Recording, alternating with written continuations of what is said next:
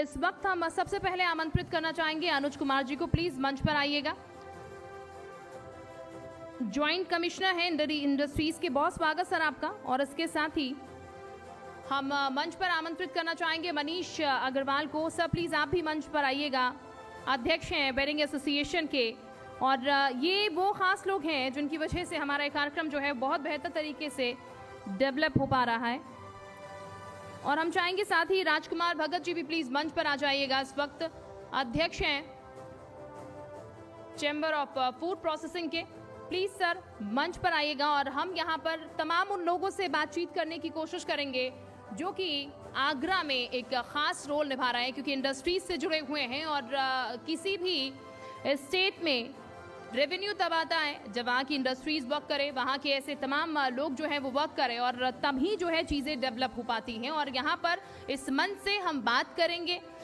तीनों ही खास लोग हमारे साथ यहाँ पर मौजूद हैं। और इस वक्त मैं मंच पर मेरे सहयोगी जयप्रकाश को भी इनवाइट करना चाहूँगी ताकि इस सेशन को हम आगे बढ़ा पाएँ और बातचीत कर पाएँ। इस सेशन में हम ये जानने की हम कोशिश करेंगे कि आगरा में क्या संभावनाएं हैं, किस तरीके से काम हो रहा है इस इंडस्ट्रीज में, और कितना योगदान सर का मिल पा रहा है, कितना योगदान जो है वो सरकार दे पा रही है, क्या इनकी अपेक्षाएं हैं। ये तमाम चीज़ें इसी मंच से हम जानने की कोशिश करेंगे। और मंच जो है वो फिलहाल तैयार है और मेरे सहयोगी जयप्रकाश भी आ चुके हैं। Jayprakash, over to you. तो लगातार देखिए, हम उत्तर प्रदेश की बात आगरा से कर रहे हैं। हमारे साथ लगातार पैनल बढ़ता जा रहा है और हम लोगों से बात कर रहे हैं, और धीरे धीरे हम कार्यक्रम के आखिरी पड़ाव पर है और कुछ मेहमानों से भी हम चर्चा करेंगे, क्योंकि मकसद यही है कि आगरा के मुद्दों पर बात हो, क्या होना चाहिए, और ये बात यहाँ से निकलकर सरकार तक पहुंचे, जिससे सरकार का भी ध्यान इस तरफ आकर्षित हो। हमारे साथ मनीष अग्रवाल जी हैं, बहुत बहुत स्वागत है सर। अनुज जी आपका बहुत बहुत स्वागत है अनुज सर। राजकुमार जी आपका बहुत बहुत स्वागत है। अनुज जी, चर्चा की शुरुआत मैं आपसे करता हूँ। आगरा कैसे देखते हैं? कोई ताज नगरी, मोहब्बत नगरी कहता है, लेकिन आगरा को आप कैसे देखते हैं? अपने नजरिए से बताइए सर। आगरा के बाद एक उम्मीदों का जनपद है, इंडस्ट्रियल टाउन है। पूर्व से ही यहाँ इंडस्ट्री स्थापित रही हैं। चाहे हम फाउंड्रीज की बात करें, पेठे के लिए आगरा जाना जाता है, मार्बल के लिए आगरा जाना जाता है, लेदर इंडस्ट्रीज बहुत बड़ा कंपोनेंट है यहाँ पर। तो मेरा जो विचार है वो आगरा संभावनाओं का जनपद है, और यहाँ असीम संभावनाएं हैं प्रत्येक सेक्टर में। अभी भी हम लोग अगर देखते हैं तो जनपद आगरा में लेदर इंडस्ट्रीज़ के साथ में इनले वर्क बहुत होता है, मार्बल इनले वर्क काफ़ी है। इसके अतिरिक्त यहाँ ब्रश इंडस्ट्रीज़ बहुत अच्छी हैं, फूड इंडस्ट्रीज़ का यहाँ बहुत काम है। आगरा से अभी तक लगभग 6,500 करोड़ का निर्यात प्रत्येक वर्ष यहाँ से किया जा रहा है। कुछ समस्याएं अवश्य हैं जो कि हम लोग पूर्व में भी डिस्कस कर चुके हैं। TTZ की 14 अक्टूबर 2024 को माननीय सुप्रीम कोर्ट की एक वर्डिक्ट आई, जिसके अनुसार आगरा में और आगरा के आसपास के क्षेत्र में जहाँ जहाँ पर भी TTZ है, वहाँ किसी भी प्रकार की इंडस्ट्रीज़, नई उद्योग अथवा जो पुराने उद्योग हैं उनके एक्सपेंशन पर या उनके रिलोकेशन पर रोक लगा दी गई। सरकार की ओर से प्रयास किया जा रहा है कि माननीय सुप्रीम कोर्ट में पक्ष रखते हुए, हमारे इंडस्ट्रीज़ का पक्ष रखते हुए उस रोक को किसी प्रकार से हटवाया जाए। लेकिन अनुज जी, उसका असर कितना पड़ रहा है? रोजगार पर पड़ रहा है, व्यापार पर पड़ रहा है, और कितना नुकसान आप देखते हैं? क्योंकि पर्यावरण को भी संतुलन बना के तो रखना पड़ेगा। देखिए, जो ये रोक लगाई गई है, नो डाउट इसका एडवर्स इम्पैक्ट जो है यहाँ की इंडस्ट्रीज़ पर पड़ा है। लेकिन मुझे उम्मीद है कि माननीय सुप्रीम कोर्ट में जो केस टेकअप हो रहा है उसमें बहुत जल्दी ही कुछ ना कुछ हमारी इंडस्ट्रीज़ के फेवर में कुछ निर्णय आएंगे। और इसके पश्चात जनपद में जो हमारे इंडस्ट्रियल एरियाज़ डेवलप हो रहे हैं, जैसे हम बात करें कि एक इंटीग्रेटेड मैन्युफैक्चरिंग क्लस्टर जो कि लगभग 1100 एकड़ का यहाँ पर विकसित हो रहा है। इसके अतिरिक्त एक लेदर पार्क है 260 एकड़ का। तो इन दोनों इंडस्ट्रियल एरियाज़ में बड़ी इंडस्ट्रीज़ और बड़े इन्वेस्टमेंट आने की असीम संभावनाएं हैं, जिसका हम लोग उम्मीद कर रहे हैं कि जैसे ही माननीय सुप्रीम कोर्ट में निर्णय होगा तो उसके बाद यहाँ बड़ी बड़ी इंडस्ट्रीज आएंगी। ठीक, और सर उम्मीद जो है वो बरकरार रखिएगा, क्योंकि उम्मीद पर दुनिया कायम है। चलिए मनीष अग्रवाल साहब के पास मैं चलती हूँ। मनीष जी, लघु उद्योगों की अगर बात की जाए, ODOP की अगर बात की जाए, कितनी संभावनाएं यहाँ पर है आगरा में और कितना काम हो पा रहा है? धन्यवाद आपका। और मैं पूरी उत्तर प्रदेश और उत्तराखंड की टीम को बधाई देता हूं कि उन्होंने कम से कम आगरा की चिंता करी और उत्तर प्रदेश के विकास की बात आगरा से। जैसे कि संयुक्त आयुक्त उद्योग अभी संभावनाओं की बात कर रहे थे और असीम संभावनाओं के साथ पूरे शहर को देखने की बात कर रहे थे, और साथ में उन्होंने अपने उद्बोधन में भी कहा कि 14 अक्टूबर सन 2024 को सुप्रीम कोर्ट के में एक जनहित याचिका दायर हुई और उसके आदेश पर आगरा के उद्योगों को ब्रेक लगा दिया गया, उनके विस्तारीकरण को लेकर और नए डेवलपमेंट को लेकर। मुझे लगता है कि आगरा में विकास की संभावना असीम है, लेकिन इच्छा शक्ति के साथ काम करने की आवश्यकता है। सरकार पूरे प्रदेश में औद्योगिक विकास बहुत तेजी से हो रहा है और आगरा में विकास बहुत कम हो पा रहा है औद्योगिक दृष्टिकोण से, क्योंकि बहुत सारी बंदिशें TTZ को लेकर पहले ही आगरा झेल रहा था, और अब नई CEC की रिपोर्ट जो सेंट्रल एनवायरमेंट कमेटी ने अभी जो 13 नवंबर को सुप्रीम कोर्ट में अपनी दाखिल करी, उसमें उसने बड़ी मजबूती से ये बात रखी है कि आगरा के ताजमहल के 10 किलोमीटर के परिक्षेत्र में किसी प्रकार का 10 का जो पोल्यूशन का स्कोर है, और उसके अनुसार कोई भी उद्योग उस कैटेगरी तक के लग सकते हैं और नहीं। मुझे लगता है कि ऐसी स्थिति में आगरा का विकास पूरी तरीके से रुक जाएगा। आगरा के नए पर्यटन में आने वाले नए सेगमेंट में जो होटल्स हैं, उनके तमाम ऐसे उद्यमियों को मैं जानता हूं जिन्होंने होटल के ब्रांड के साथ AMU साइन किया, लेकिन उसके विकास की गति उनकी रुक जाएगी। जो हमारे पुराने उद्योग हैं उनका विस्तारीकरण रुक जाएगा, नए उद्योगों की स्थापना रुक जाएगी। तमाम इन्वेस्टर जो आगरा की तरफ देख रहे थे, ऐसी संभावनाएं खत्म होती हैं। तो ऐसे में कलेक्टिवली एफर्ट्स की आवश्यकता है, जिसमें कि सरकार और जनता और उद्योगपतियों को सबको मिलकर करने पड़ेंगे। मनीष जी, आपने बिल्कुल, देखिए आप व्यापारी हैं और वाजिब है और ये सवाल उठाना, लेकिन अभी जैसे मंत्री जी को सुन रहे थे आपने, मंत्री जी ने कहा कि हम वैकल्पिक व्यवस्थाएं देख रहे हैं, हम उस तरह का रास्ता ढूंढ रहे हैं कि कोई और चीजों पर निर्भर हो सके, आदमी रोजगार के दूसरे साधन खोल सके। देखिए, वैकल्पिक व्यवस्थाओं की बात जो मंत्री जी कर रहे थे, मैं उसको बड़े गंभीरता से सुना भी था। देखिए, वैकल्पिक व्यवस्थाओं में जो रोजगार है और जो आर्ट है, जो हमारे पास शिक्षा है, उसको लेकर ही यहाँ पर काम विकसित कर सकते हैं। अब जो शिक्षा की बात आ रही थी, वो पर्यटन की बात, पर्यटन के विकल्प पे बात कर रहे थे। मैं वही बात आपसे ध्यान आकर्षित कर रहा हूँ कि विकल्पों पर भी बिल्कुल रोक लगा दी गई है। अगर पर्यटन विकास को आप कैसे देखते हैं? कोई मोनूमेंट तो बना नहीं देंगे आप, कोई निर्माण ही करेंगे, कोई होटल बनाएंगे, कोई थीम पार्क बनाएंगे या कोई नई चीज लाएंगे पर्यटकों को आकर्षण के दृष्टिकोण से, तो वो रुका हुआ है।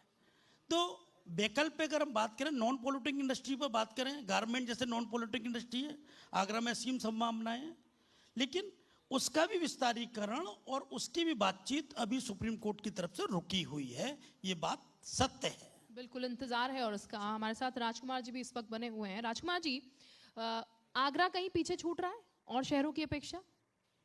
मुख्य रूप से अभी श्री अनुज जी ने और मनीष जी ने बताया ही, सुप्रीम कोर्ट की जो पाबंदी लगी हुई है, 13 तारीख को डेट पड़ी है और अगली डेट का इंतजार कर रहे हैं। उसमें पाबंदियां हटेंगी और जो रुके हुए काम हैं वो निश्चित रूप से चालू हो जाएंगे, ऐसा पूर्ण रूप से आगरा की इंडस्ट्रीज को विश्वास है। और जिनके पावर के कनेक्शन थोड़े से डेवलपमेंट के बढ़े काम रुक रहे हैं, जिनके पावर के कनेक्शन तो बढ़ रहे हैं, जो रोके हुए हैं वो भी चालू होने की अपार संभावना है। इस तरह के डेवलपमेंट जो रुके हुए हैं वो चालू हो जाएंगे। और छोटी छोटी जो इंडस्ट्री अभी 70-80 कैटेगरी लगभग बढ़ाई हैं, जो TTZ से मुक्त हो जाएंगी और ऑरेंज और वाइट कैटेगरी के अंदर उद्योग हैं, उनको लगाने की अपार संभावनाएं बढ़ जाएंगी। ये देखिए, पैनल बहुत महत्वपूर्ण है क्योंकि ये लघु उद्योग से, फूड प्रोसेसिंग से व्यापारी हैं, और आगरा का विकास कहाँ रुका हुआ है और आगरा में क्या होना चाहिए, ये सुनना बेहद जरूरी भी है। अनु जी, ठीक है, अभी क्योंकि वक्त लंबा है, अभी देखिए कोर्ट कचहरी चलेगा, पता नहीं कितना लंबा खिंच जाए। हालांकि आप उम्मीद पाले हुए हैं कि भाई छोटी छोटी चीजें लघु उद्योग लगे, लेकिन तब तक के लिए क्या रास्ता है और क्या जो विकल्प की बात कही जा रही है, क्या उस पर ध्यान दिया जा सकता है? देखिए, ऐसा नहीं है कि सारी चीज़ें रुक गई हैं। जैसे मैंने बताया कि यहाँ 2 इंडस्ट्रियल एरियाज़ जो हैं उनके डेवलपमेंट की तैयारियाँ चल रही हैं, वो ऑनगोइंग है प्रोसेस।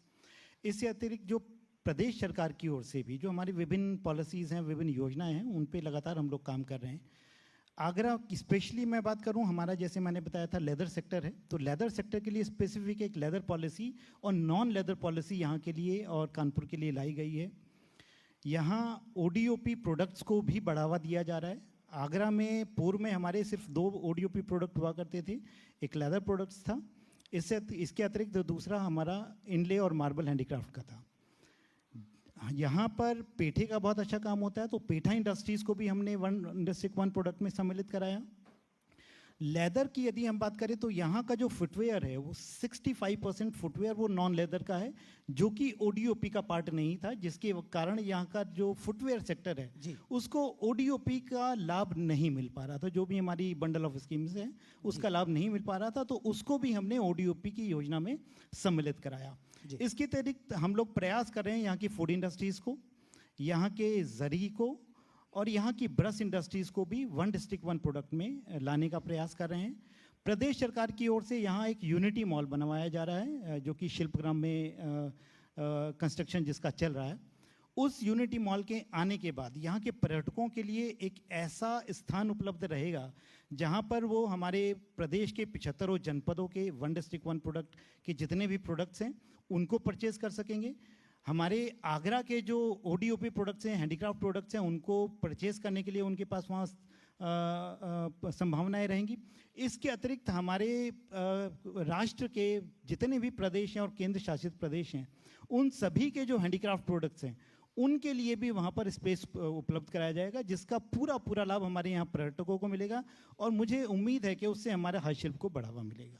बिल्कुल। मनीष जी, मेरा सवाल आपसे है, चूंकि उद्योग को लेकर हम बात कर रहे हैं, कुछ रिस्ट्रिक्शंस हैं जिसका हम जिक्र कर रहे हैं, जिसकी वजह से इंडस्ट्रीज नहीं, लेकिन टूरिज्म पर अगर हम आ जाएं, क्योंकि बहुत बड़ा कह सकते हैं एक हिस्सा टूरिज्म तो यहाँ पर आगरा में आता है, उस सेक्टर में अगर हम बात करें, टूरिज्म को लेकर मैं बात कर रही हूँ, तो क्या संभावनाएं आप देख रहे हैं, क्या डेवलप किया जा सकता है आगरा में जिससे और टूरिस्ट यहाँ पर आए? आगरा के अलावा बहुत ज़्यादा चीज़ें ऐसा नहीं है आगरा के पास है, ताजमहल के अलावा, माफ़ कीजिएगा, तो और क्या आप डेवलपमेंट देख रहे हैं जो होना चाहिए जिसकी वजह से और ज़्यादा यहाँ पर विकास हो पर्यटन के क्षेत्र में? जैसा कि अभी ना एमएसएमई का ही आपका सेशन है, तो मुझे लगता है इंडस्ट्रियल टूरिज्म की हम जरूर बात कर सकते हैं। आगरा के जो परंपरागत उद्योग हैं, जिसमें कि जूता उद्योग है, पेठा उद्योग है, जरदोजी है, कारपेट है, गारमेंट्स है, ब्रश इंडस्ट्रीज़ है, प्रिंटिंग पब्लिकेशंस है, तमाम तरीके की आर्ट, स्टोन क्राफ्ट है, ऐसे तमाम उद्योगों को अगर हम एक कॉमन सेंटर्स पर अगर हम जैसे दिखाने का प्रयास करें, पास के जनपद फिरोजाबाद के कांच मेकिंग को हम दिखाने का प्रयास करें, अपने स्टोन पे इनले वर्क को दिखाने का प्रयास करें, जरदोजी के काम को दिखाने का प्रयास करें, तो मुझे लगता है कि पर्यटन इससे आकर्षित होता है। आजकल पर्यटन हमारे ऐतिहासिक मोनूमेंट्स को तो देखता ही है, साथ में वहाँ के आर्ट कल्चर्स को भी देखने का प्रयास करता है। लेकिन क्योंकि हम धीरे धीरे अब चर्चा के आखिरी पड़ाव पर है, मनीष जी, सरकार से आप क्या कहेंगे हमारे मंच से, भाई चाहे वो टूरिज्म की बात हो या छोटे लघु उद्योग, एमएसएमई का जिस बात का आप जिक्र कर रहे हैं, क्या चाहते हैं आप कि ये होना चाहिए आगरा में और सरकार को इन बिंदुओं पर ध्यान देने की जरूरत है?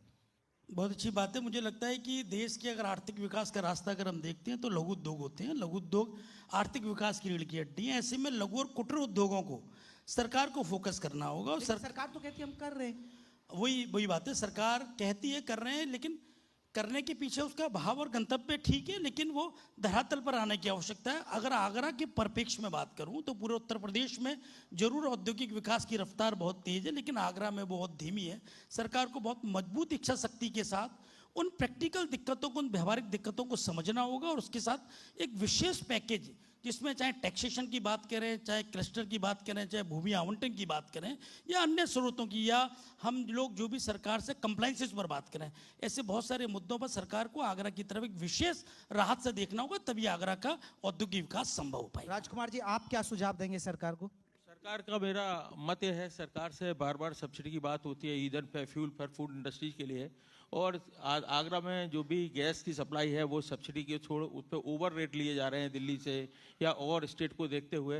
बार बार मांग की जा रही है कि फूड इंडस्ट्री के लिए गैस पर सब्सिडी मिलने की इच्छा शक्ति हम लोगों ने दिखाई है, उस पर सब्सिडी मिले तो थोड़ा सा फूड इंडस्ट्री को राहत मिलेगी, कॉस्टिंग भी कम होगी और स्टाफ को भी या कर्मचारियों को भी रखने की शक्ति ज़्यादा बढ़ेगी।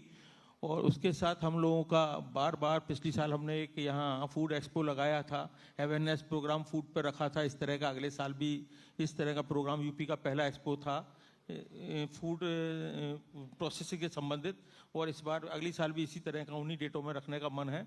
और सरकार की बहुत उसमें मंशा साफ सुथरी रही, उन सब लोगों को हमने बुलाया था, फूड प्रोसेसिंग पे अवेयरनेस प्रोग्राम किए थे, लेकिन पटल पे सही तरह से उतर के नहीं आ रहे हैं। एफएसएसआई का पूर्ण रूप से उस तरह का सहयोग नहीं मिल पा रहा है कि जिस तरह लोगों को अवेयरनेस करें, छोटी छोटी चीज़ों के जिस तरह के चालान और जिस तरह की नाम की गुडविल बड़े दुकानदारों की खराब हो रही है, वो उस तरह से उनको थोड़ा सरकार को सचेत करते हुए वार्निंग देते हुए काम करने चाहिए, ना कि लाइसेंस निरस्त करने चाहिए। सरकार के साथ मिलके इस तरह की हम लोगों की भावना है कि बार बार अवेयरनेस प्रोग्राम है और उसको एकदम फॉरेन कल्चर की तरह से अपग्रेड करने की कोशिश ना करें। धीरे धीरे जैसे शहर के अंदर डेवलपमेंट होता है ऐसे उसकी तरफ भी डेवलपमेंट किया जाए और व्यापार को सुचारू रूप से चलने में बाधा ना अनुज पहुंचे। जी, आपका क्या सुझाव है? देखिए, विभाग की ओर से और सरकार की ओर से इंडस्ट्रियल डेवलपमेंट के लिए लगातार प्रयास किए जा रहे हैं। हम लोग प्रयासरत हैं। पहले टीटीजेड की बंदिशें किसी प्रकार से हट जाए, उसके लिए सरकार पूरी तरह से प्रयासरत है। इंडस्ट्रीज का पक्ष पूरी तरह से रखा जा रहा है माननीय सुप्रीम कोर्ट में, और उसमें हम लोग उम्मीद करते हैं कि जल्दी कुछ निर्णय आएगा।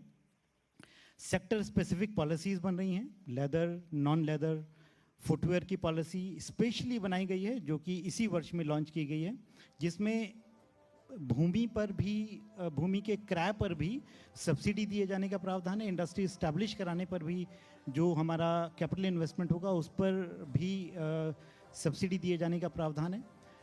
एक्सपोर्ट को लेकर के भी सरकार बड़े बड़े जियोज अभी जारी किए गए हैं, जिसमें एक्सपोर्ट ग्रोथ के ऊपर भी सब्सिडी दी जा रही है, एयर फ्रेट के ऊपर भी सब्सिडी दी जा रही है, हमारे कंटेनर्स जो इंडियन कंटेनर्स होते हैं उसके ऊपर भी सब्सिडीज़ ग्रांट की जा रही है। फॉरेन फेयर्स पर जो हम लोग पार्टिसिपेट करते हैं उस पर भी जो पूर्व में सब्सिडी दी जाती थी उसको बढ़ा करके सब्सिडीज़ दी जा रही है। इसके अतिरिक्त स्किल डेवलपमेंट पर भी सरकार अच्छा काम कर रही है। हमारे यहाँ से विश्वकर्मा श्रम सम्मान योजना चलाई जाती है, जिसके माध्यम से हम लोग हमारे जो कारीगर होते हैं उनको 10 दिवसीय प्रशिक्षण उपलब्ध करा करके उनको हम लोग उन्नत टूल किट उपलब्ध कराते हैं। वन डिस्ट्रिक्ट वन प्रोडक्ट से जुड़े हुए हमारे जो कारीगर हैं उनके लिए भी हम कॉमन फैसिलिटी सेंटर्स उपलब्ध करा रहे हैं। इसके अलावा उनको स्किल डेवलपमेंट की ट्रेनिंग दे रहे हैं। स्किल डेवलपमेंट जो अलग से एक विभाग है उसके अंतर्गत भी हम लोगों ने ओडीओपी को सम्मिलित करते हुए ओडीओपी के जो लाभार्थी हैं उनको उसमें भी स्पेशल कोर्सेज चला करके ट्रेनिंग दिए जाने का हम लोग प्रयास कर रहे हैं। तो इस प्रकार से सरकार की ओर से पूरा सहयोग हमारी इंडस्ट्रीज़ को दिया जा रहा है। मुझे उम्मीद है जैसे ही यहाँ की टीटीजेड की जो बंदिशें हैं वो हटेंगी, यहाँ बहुत तेजी से विकास होगा और सरकार पूरी तरह से हमारी इंडस्ट्रीज के साथ खड़ी है। चलिए सर, आपकी नज़र उन पर ही है और आप तीनों यही चाहते हैं, तो चलिए सरकार तक आपकी आवाज़ पहुंचे और सरकार इस पर भी अपना भी ध्यान दे। बहुत बहुत शुक्रिया आप तीनों खास मेहमानों का हमसे चर्चा करने के लिए। लेकिन ये पैनल बेहद ज़रूरी इसलिए था कि आखिरकार आगरा में और विकास की संभावनाएं कैसे हो सकती है, इसलिए हम इस पर चर्चा कर रहे थे। शुक्रिया सर आप तीनों का ही यहाँ पर हमारे साथ जुड़ने के लिए। मैं चाहूँगी मंच पर प्लीज़ जी उत्तर प्रदेश उत्तराखंड के संपादक महोदय आइए और मोमेंटो हम यहाँ पर देंगे अनुज जी को, राजकुमार जी को, मनीष अग्रवाल जी को। कीमती समय उन्होंने यहाँ पर दिया और ये ख़ास वो लोग हैं हमारे बीच जिनकी वजह से हमारा कार्यक्रम जो है और बेहतर तरीके से संपन्न हो रहा है। तो मैं चाहूँगी उनको मोमेंटो इस वक्त दिया जाए और अनुज जी को मोमेंटो फिलहाल इस वक्त प्रदान किया जा रहा है। इसके साथ ही मनीष जी और राजकुमार जी को भी मोमेंटो देकर सर सम्मानित करें, क्योंकि आगरा की बात हो रही है और आगरा के लोग बीच में ना हो ऐसा हो नहीं सकता। आगरा के वो तमाम लोग जो कि लगातार आगरा के विकास में काम कर रहे हैं, एक तरीके का इन्वेस्टमेंट आगरा में इन लोगों का है जो कि लगातार आगरा को एक नई दिशा दे रहा है। दिशा के साथ साथ एक परिवर्तन की लहर जो है वो कह लीजिए देता हुआ नजर आ रहा है, क्योंकि कोशिशें जो हैं वो कामयाब तभी होती हैं जब निरंतर काम उसकी ओर किया जाए और उसी तरफ काम जो है ये तमाम लोग कर रहे हैं जो कि इस वक्त हमारे साथ मंच पर मौजूद थे। और यही कोशिशें हैं कि आगरा को हम और बेहतर तरीके से जानें। जी उत्तर प्रदेश उत्तराखंड के इस मंच से मकसद यही है कि जो छुपी हुई चीज़ें हैं वो भी निकल कर आ पाएँ। कौन सी वो चीज़ें हैं जिनकी ज़रूरत आगरा को है, कौन सी वो चीज़ें हैं जो आगरा में डेवलप ऑलरेडी हो चुकी हैं, ये तमाम चीज़ें हम जानने की फ़िलहाल कोशिश इस मंच से कर रहे हैं। क्योंकि आगरा की इस धरती पर जब हम मौजूद हैं, मोहब्बत की इस धरती पर जब हम मौजूद हैं, तो कोशिश यही है कि मोहब्बत जो है वो इस मंच से भी बांटी जाए। और तमाम जो जनप्रतिनिधि हैं वो यही कोशिश इस वक्त कर रहे हैं कि वो भी जो तमाम सवाल उनसे पूछे जा रहे हैं बेबाकी से उसका जवाब दे और बहुत बेहतर तरीके से उसका जवाब जो है वो दिया भी जा रहा है। हमारे